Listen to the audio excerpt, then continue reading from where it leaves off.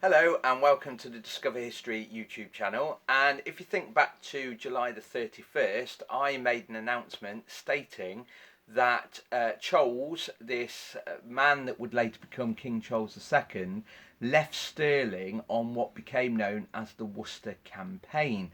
Now, if you remember, Charles is only 21 years of age. He's got commanders within his army that's arguing amongst each other, for example, Leslie and the Duke of Hamilton.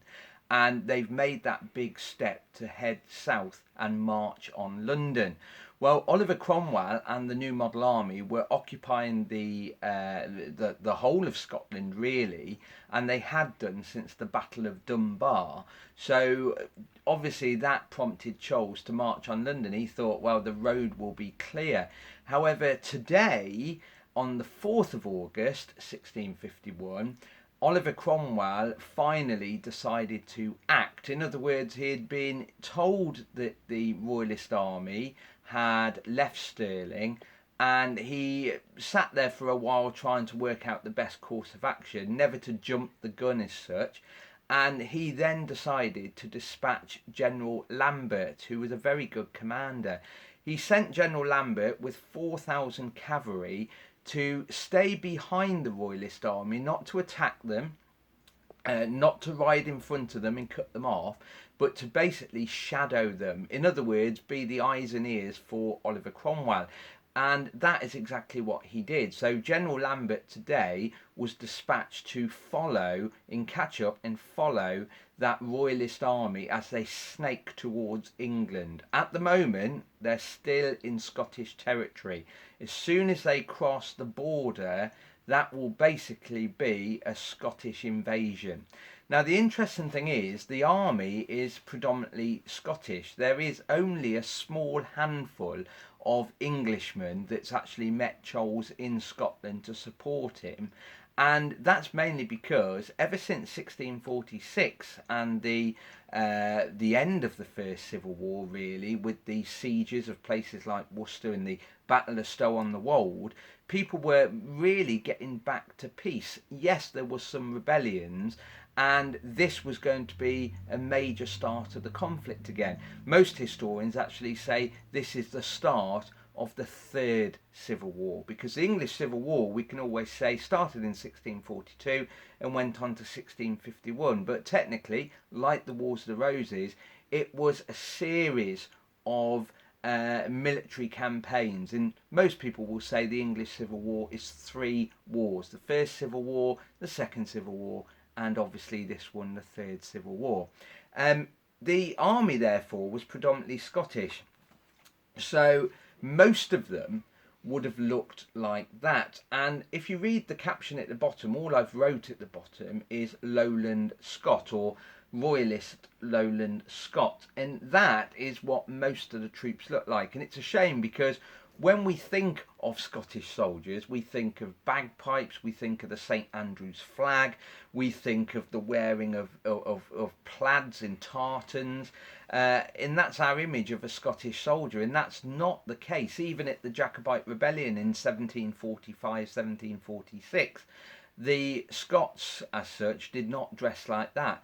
The Scots at the time of the Civil War were mainly dressed like that. In other words, they were the type of soldier that were wearing English garb, as it was really. So a doublet, breeches, hose and shoes, very similar to what you'd find in London or even in Worcester. But there are a couple of distinguishing features on this drawing. To start with, he is wearing what's known as a Scots bonnet, very stereotypical of Scottish people, military and civilian, and it's basically a very heavily, thickly knitted woolen bonnet, which does actually keep the head dry because it's so thick and so woolen. He's also wearing, as you go further down, a grey jacket, and that was a very traditional colour for Scottish soldiers throughout the Civil War, really, and it was often referred to as hodden grey. And it was typical, if you see a grey coated man on the battlefield, generally speaking, they were Scottish soldiers, and it was a traditional colour. There is a little bit of plaid. We never should call it tartan because it's not really. It's pre-Victorian times, but they would have had, in some cases, blankets being worn that would have been of a very distinguishable, very identifiable check pattern, basically. So it would have been woven on a loom of more than one colour. So that has only been put on for artistic licence, to be fair. Predominantly they're wearing grey with a Scots bonnet, basically, and they would have been armed exactly like Englishmen. They would have had the pike, so something around about 18 feet long with a spike at the top. Notice there's no armour. What you have to remember, this is now 1651, and if you look at an earlier video that we did about pikemen's armour, it was slowly going out of fashion anyway throughout the Civil War. And he's also armed with a standard sword, not a Scottish claymore or a Scottish basket. It's a standard tuck or hanger, very cheap manufactured ammunition produced, or what would have been produced en masse and given out to people. Probably not that sharp, probably pretty blunt, and would have predominantly been used for chopping up firewood more than anything. Their role when they invaded or started to leave Stirling was to live off the land. They did have some supplies with them, but they were going to live off the land. So as they went through farmland and so on, they would strip the area clean, very much like locusts, which is what some people described them as later in history, really. So there we have a lowland Scot. Now there were some Highlanders within the army, and the interesting thing is, from the descriptions, more so the descriptions of the prisoners after the Battle of Worcester, now that is giving you a bit of a spoiler there that they're not going to win this one at all. We hear that a lot of the Highlanders were also dressed in hodden grey jackets and also wearing breeches. So once again, not the idea that we have in our heads of Highlanders wearing the plaid, carrying the big tar shield, carrying a claymore or a basket. So it's not like that at all. I have got a picture of a Highlander, and this picture is of a person wearing Highland garb. And like I said, it wasn't very common. Even the Highlanders didn't really wear it. But this would have been within Charles's army also. And as you can see, I've wrote at the bottom, Royalist Highland Scot. And you will notice he's not got a plaid on. Some did. However, this man here is wearing what is later referred to as trews, which are basically a plaid weave or woven, quite colourful, into what looks very much like medieval hose or trousers, as we would call them today, really.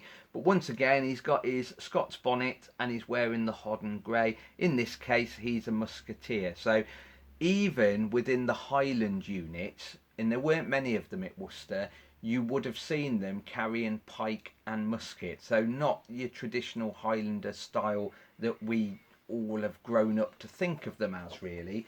So on the 31st of July 1651, Charles decided to leave Stirling to march on London. And this is mainly because Cromwell and most of the New Model Army, not all of them, but most of the New Model Army, are in the north ever since really the Battle of Dunbar, ensuring that there is no further breakouts of fighting or rebellion.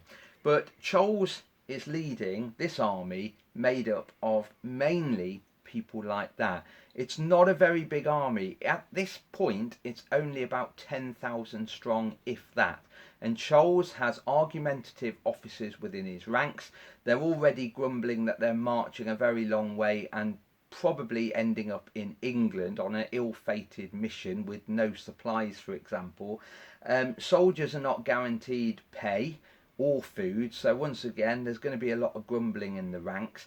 And it's interesting, some of the Highlanders, if you think of some of the clans, traditional ancient clans, were actually refusing to march south anyway. Things like the MacDonalds and the Camerons, they are two that we know of that wanted to stay in Scotland. And there was two reasons why those clans wanted to stay in Scotland.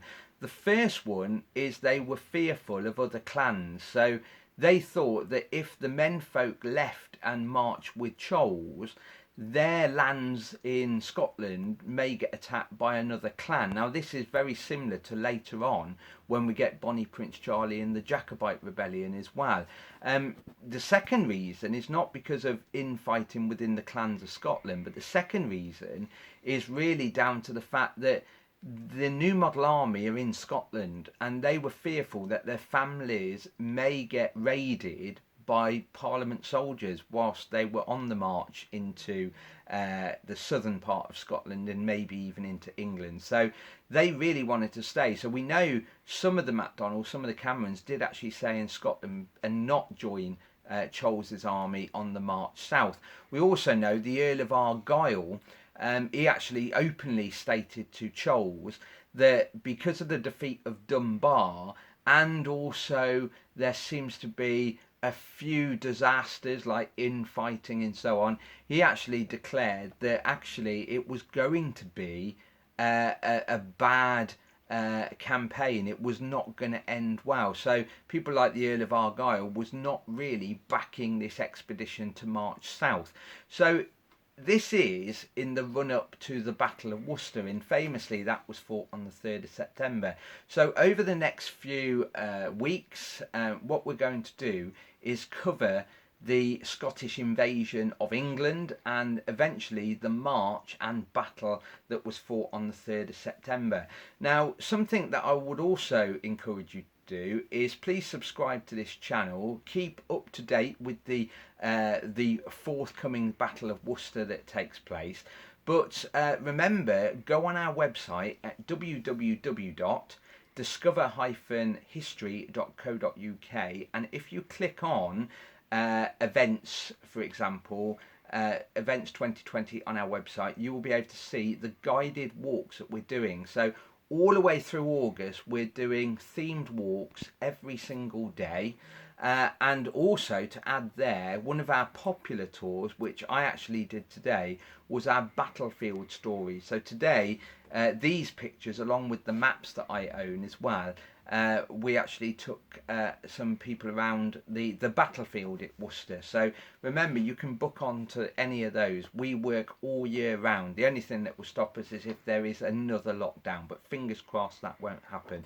So please stay up to date. If you want to book on any of the tours, please do.